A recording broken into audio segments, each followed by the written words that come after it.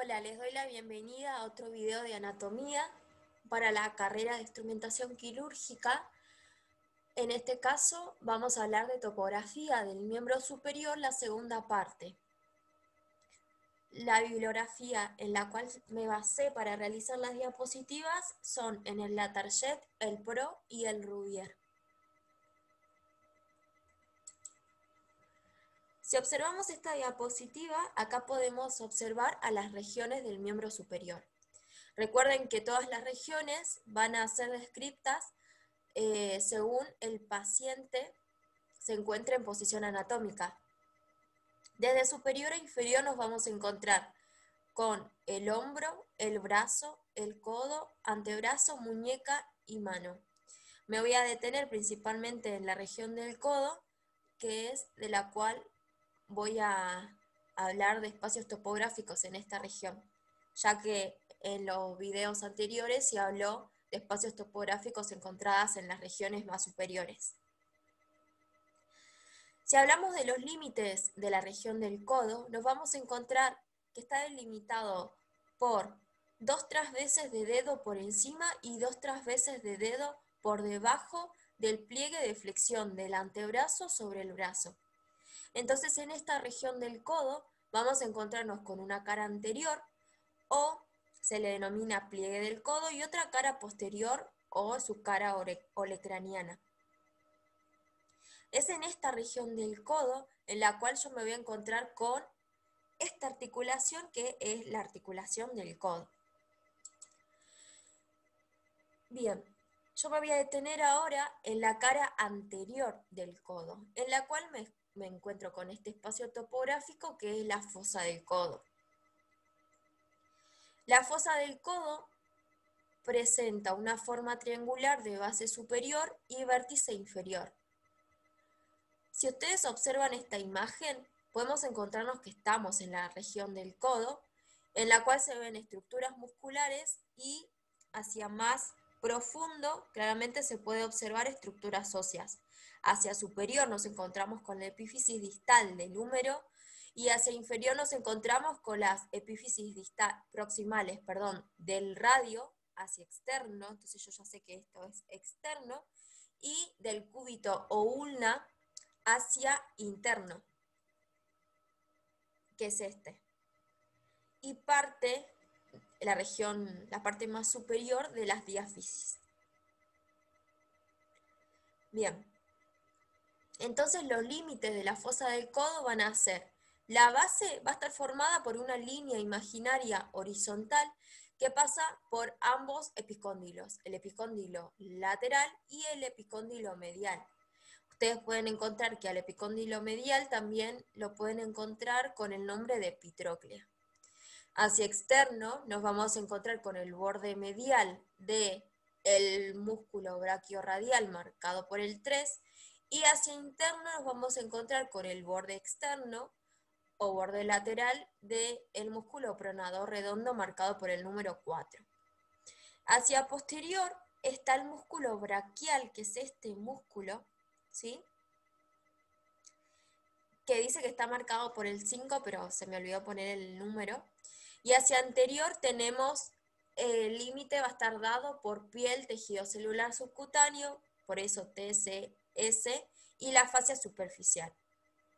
Si nos detenemos a nivel de esta imagen, fíjense, acá tenemos a la región de la fosa del codo, y acá se removió su límite anterior, que era la piel, el tejido celular subcutáneo y la fascia superficial. Como contenido de la fosa del codo va a ser el tendón distal del bíceps braquial. Acá no lo puedo observar, pero si nos vamos a la diapositiva posterior, tenemos, este es el bíceps, acá se ve el tendón, ¿sí? Entonces claramente forma contenido de la fosa del codo. Si yo marco acá los límites, va a estar dado, dijimos, hacia superior, una línea imaginaria que pasa por ambos epicóndilos, hacia externo teníamos al braquial y hacia interno al pronador redondo. Otro del contenido de la fosa del codo, aparte del tendón del bíceps braquial, va a ser el contenido de los surcos bicipitales que vimos en el video de topografía 1. Entonces, si ustedes recuerdan, el contenido de los surcos bicipitales era un contenido superficial y un contenido profundo. Es muy importante que ustedes se lo sepan y lo nombren. Acá claramente puedo observar al contenido superficial y acá al contenido profundo. Les recomiendo que si no lo recuerdan, vean el video topografía 1. Pasamos ahora con otro espacio topográfico que se encuentra a nivel de la cara posterior de la región del codo, que se denomina el surco para el nervio cubital o lo pueden encontrar como canal epitrócleo olecraniano. Los límites de este espacio topográfico van a ser límites óseos, ya que va a estar dado hacia interno por la epitróclea marcado por el 1 y hacia externo marcado por el olecranon con el número 2. Recuerden que esta epitróclea pertenece a el húmero y el olecranon pertenece a el cúbito o ulna. Entre medio de estos límites, el contenido de este surco va a ser el nervio cubital. Fíjense que acá el nervio cubital se encuentra muy superficial, así que es un espacio en el cual no está muy protegido el nervio cubital y puede ser dañado fácilmente. El contenido que dijimos que es el nervio cubital, yo me basé en las bibliografías del Latarjet, del Pro y el Rouvier, habla de lo mismo, solamente el nervio cubital. Sin embargo, hay un libro que es el Moore, que nombra a otro contenido. Aparte del nervio cubital, nombra a la arteria recurrente cubital posterior. Se los quería aclarar. Igualmente, ustedes pueden nombrar tranquilamente al nervio cubital, nada más, y está bien, porque están basados en su bibliografía. Si nos vamos a la siguiente imagen, a la izquierda nos encontramos con esta vista medial, ¿sí?, de la región del codo, y es lo mismo tanto la izquierda como la derecha, solo que en la izquierda es la fotografía, y acá vemos a un preparado cadavérico. Lo observamos, fíjense cómo se observa acá el canal epitrócleo olecraniano y el contenido, los límites y el contenido que es el nervio cubital, o como ven, la recurrente cubital posterior. Depende de la bibliografía donde lean. Acá, principalmente el nervio cubital pasa por la cara posterior de la epitróclea y no es que está en contacto directo con el hueso porque si no hace mucha fricción y va a tener mucha estimulación y es más fácil que se lesione. Por lo tanto, entre medio hay un tejido que es un tejido vacuolizado, laxo, que luego se vuelve una bolsa serosa. Y hacia interior pueden encontrarse con este ligamento que es el ligamento transverso. Bien, ahora vamos a pasar a otra región para describir otro espacio topográfico. En este caso, pasamos a la región del antebrazo. Al antebrazo, ¿sí?, según Rouvier, lo limita hacia superior por una línea imaginaria que pasa 2-3 veces por debajo del pliegue de flexión del antebrazo sobre el brazo, que claramente era el límite inferior del codo. Y hacia inferior pasa una línea imaginaria que pasa por la cabeza del cúbito. Recuerden que el cúbito siempre es interno, por lo tanto la línea imaginaria pasaría a esta altura. Entonces el antebrazo quedaría delimitado por esas líneas imaginarias. Vamos a encontrarnos con un espacio topográfico importante. Este espacio topográfico se lo va a encontrar en la región anterior del antebrazo, en el tercio distal y en la parte más externa. Cuando hablo de tercio distal, ustedes entonces al antebrazo lo van a dividir en 3 y la más distal es el tercio distal. Y yo sé que el pulgar siempre va a ser externo, por lo tanto yo en esta región es donde me voy a encontrar a ese espacio topográfico. Ese espacio topográfico que les hablé es este, que es el canal del pulso. El canal del pulso está limitado hacia externo por el tendón del braquiorradial, hacia interno por el tendón del flexor radial del carpo. Les vuelvo a recordar que, por ejemplo, en esta fotografía, esto es superior y esto es inferior, perdón, esto es inferior y esto es superior, porque yo la descripción de todas las imágenes, y ustedes también las tienen que hacer imaginándose a la persona en posición anatómica, ¿sí? Entonces sabemos que la mano siempre va a ser mucho más inferior, mucho más distal que la región del antebrazo. Y esto es externo y esto es interno. Entonces, el 1 es el límite externo dado por el tendón del braquiorradial o el supinador largo, y el 2 está dado por el tendón del flexor radial del carpo o palmar mayor. Entre medio de estos dos límites nos encontramos con el contenido, que el contenido está dado por la arteria radial, que es la estructura que se observa en rojo, y los vasos satélites. Recuerden que cuando me refiero a vasos satélites, me estoy hablando de los vasos venosos radiales, que acá no se observan, pero los tienen que nombrar, y a los vasos linfáticos que siguen a las venas, que tampoco se observan en este espacio topográfico. Sin embargo, son contenido también. Depende de la bibliografía, también se habla que otro de los contenidos es el ramo superficial del nervio radial.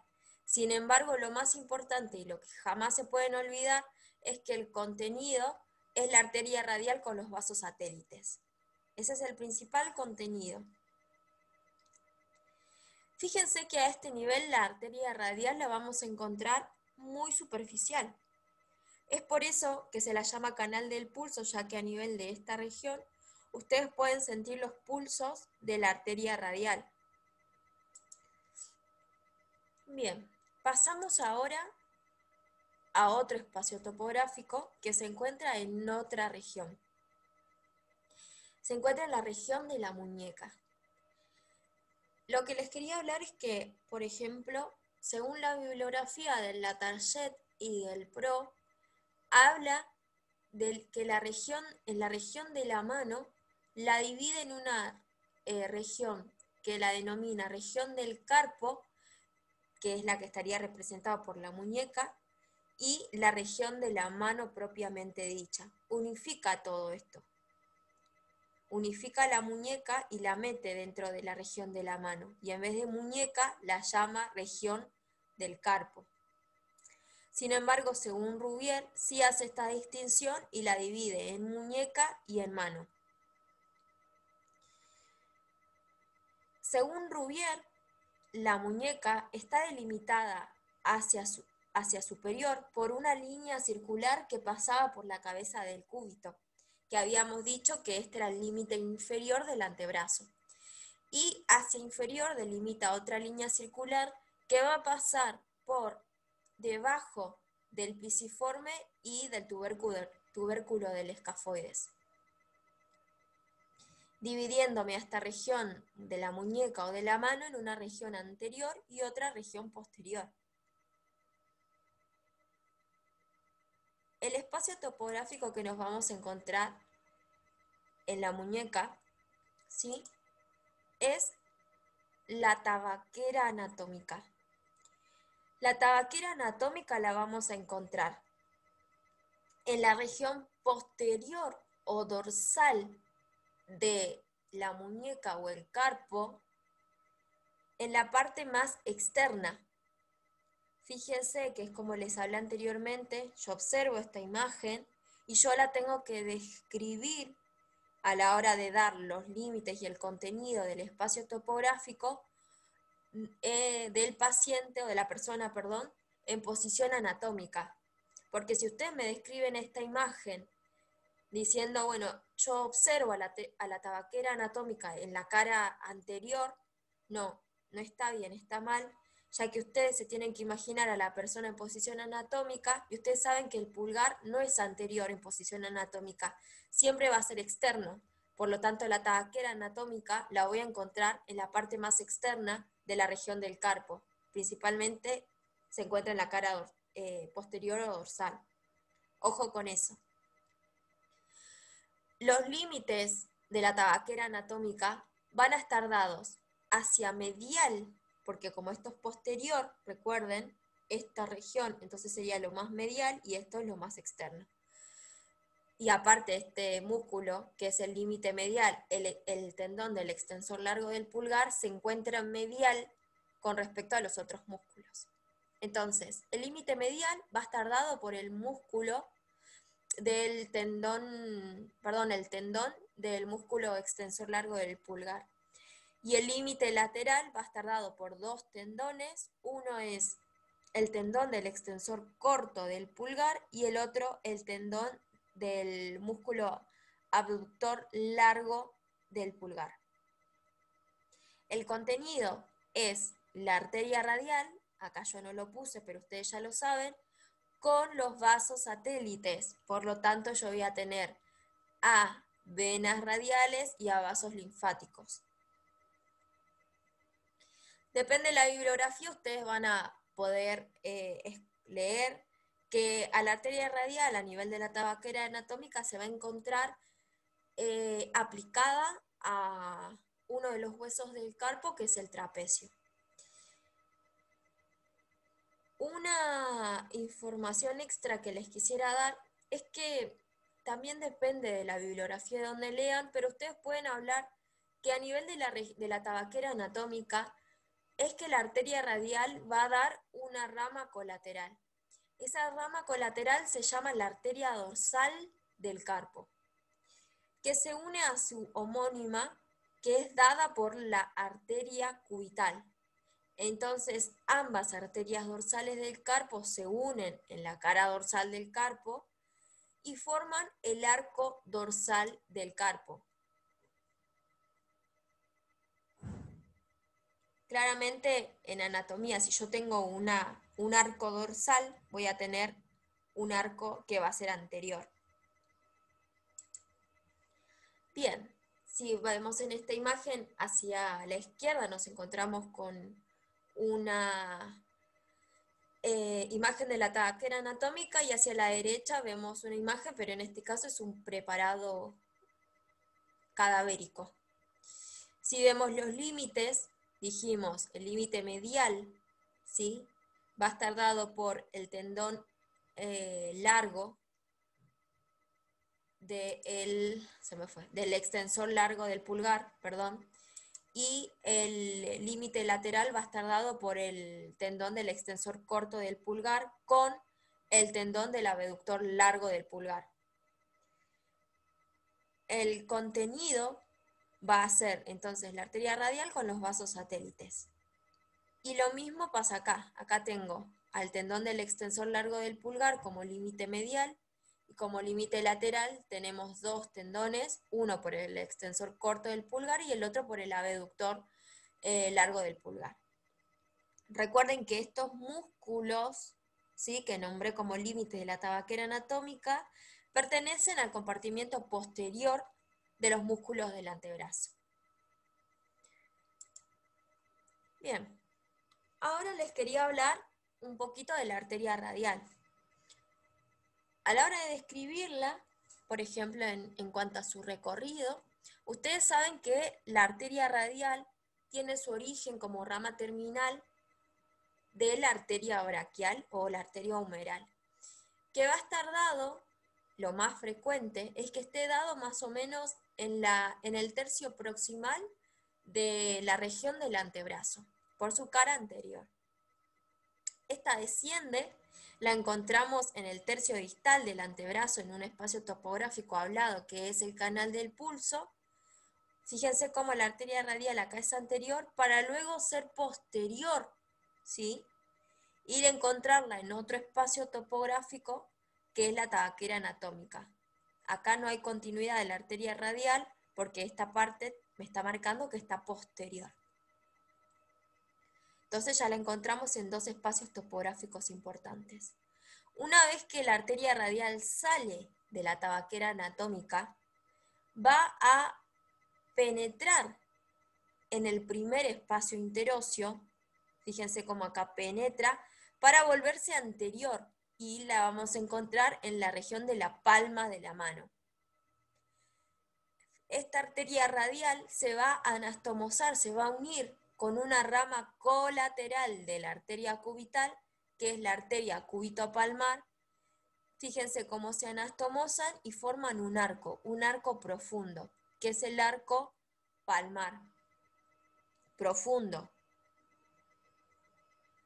Yo los que les quería marcar acá, que fíjense cómo ustedes se pueden dar cuenta quién forma el arco palmar profundo.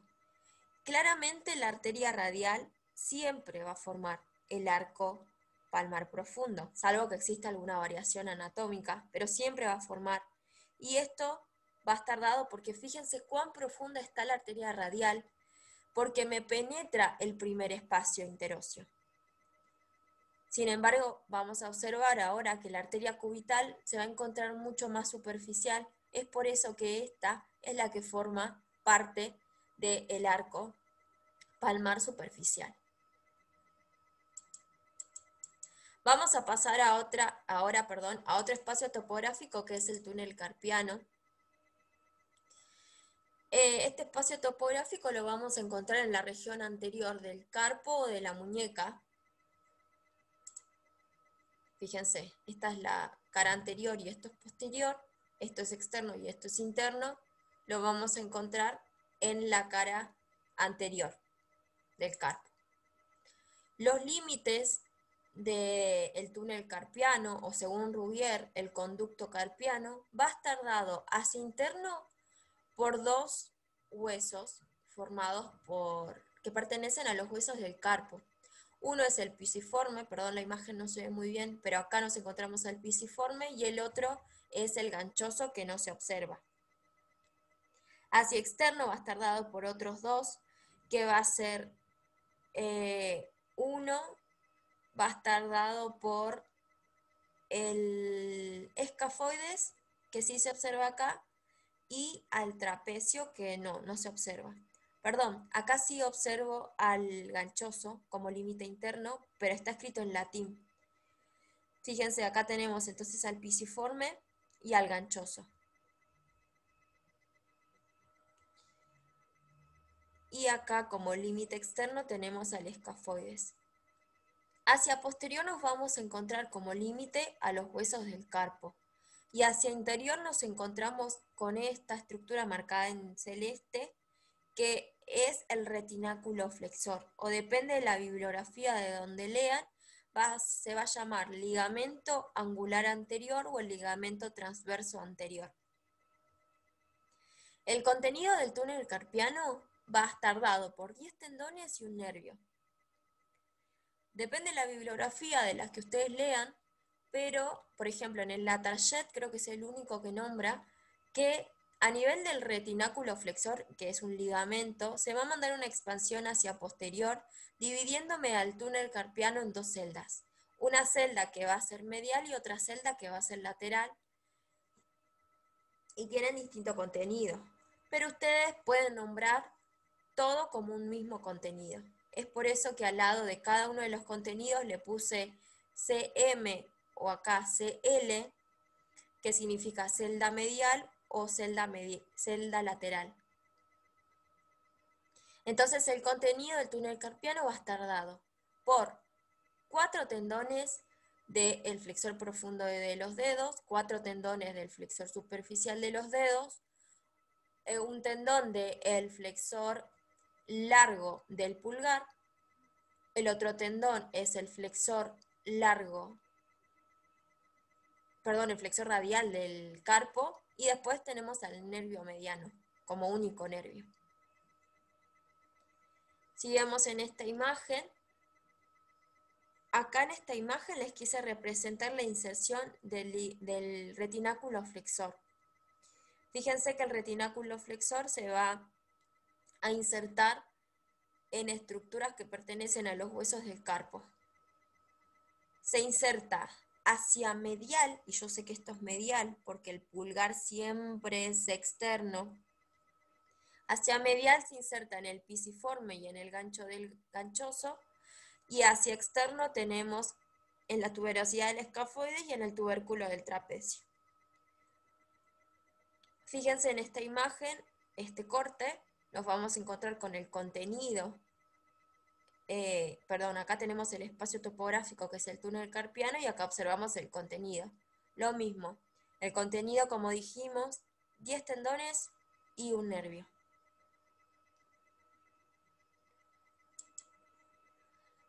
Acá en esta fotografía está representado, fíjense, esto es superior y esto es inferior, y esto es interno y esto es externo.